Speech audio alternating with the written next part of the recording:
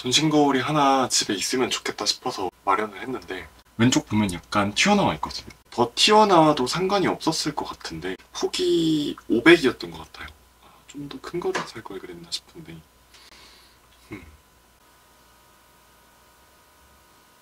10cm가 더 긴 걸로 다시 주문을 했습니다. 그래서 얘를 다시 포장을 해서 문 앞에 둬야 될 것 같아요.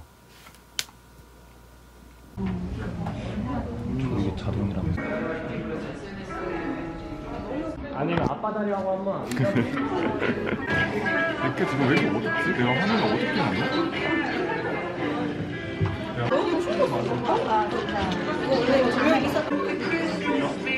이게 아까 내가 그걸 파면 이 맛이 나온다.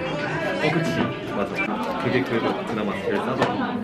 그것만 쓰게 되고.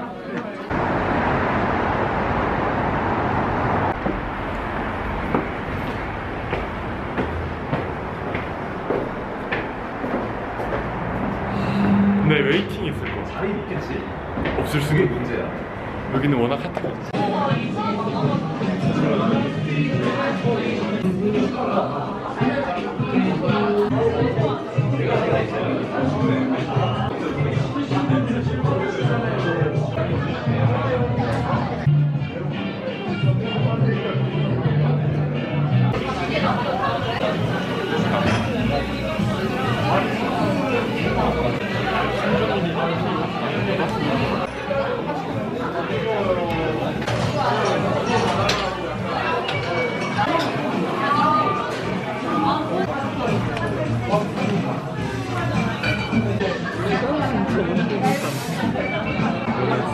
아예 그가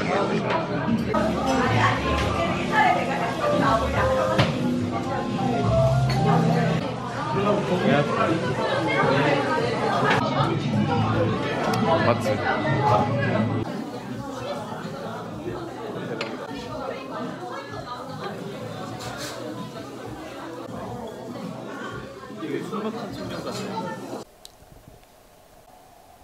거울이 생겨서 거의 요즘 이 각도로만 찍는 것 같은데 올해 목표 중에 하나가 데이터 분석 전문가 자격증을 취득하는 거거든요. 그 시험이 ADP라는 시험이고 그 자격증을 따려면 공부해야 되는 내용이 제 전공이랑 아예 똑같아가지고 3월에 개강하기 전에 미리 그 자격증 취득을 할 수 있을 만큼 공부를 끝내놓으려고 했어요. 그 필기시험 교재를 구매를 하려고 했는데 가격이 생각보다 너무 비싸고 재고도 많이 없어서 저희 학교 도서관에 검색을 해보니까 하나 있더라고요. 그래서 오늘 학교 도서관에 가가지고 빌려야 됩니다.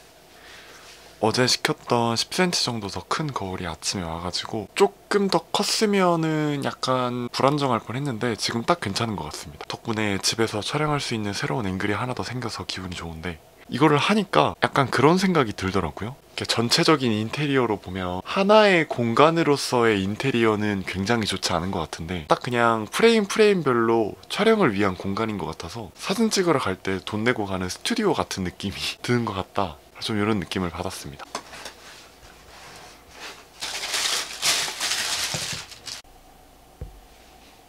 신발을 새로 샀는데 신발을 마지막으로 산 게 언젠지도 기억이 안 난다. 23년도에는 신발을 살 시간도 없었고 1년 넘게 만에 새로운 신발을 하나 샀습니다. 인스타에서 패션 아이템을 소개해 주시는 분이 계시더라고요. 저렴한데 이쁜 나이키 신발이라면서 추천을 해주시길래 할인 쿠폰까지 해서 제가 5만원쯤인가 구매를 했거든요. 굉장히 저렴하게 구매를 했습니다. 그 계정에서는 이 하얀 신발 끈을 검정으로 바꾸면 이쁘다고 하셔서 검정 끈을 구하기 전까지는 일단 안에 넣어두고 끈을 구하는 날 신고 나가보도록 하겠습니다.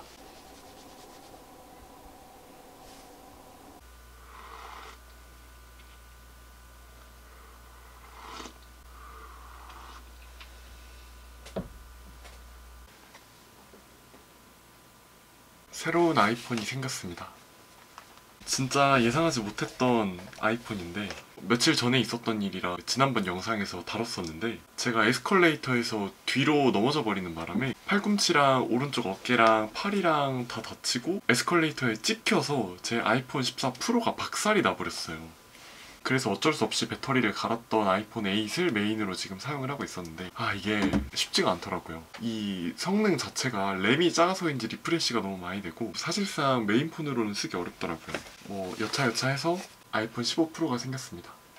언박싱을 먼저 할 건데 곧 나가봐야 돼가지고 백업을 옮길 수 있을지 모르겠어요. 제가 백업했던 게 거의 1테라가 됐었어가지고 시간이 안 될 것 같은데 일단은 한번 언박싱을 해보겠습니다.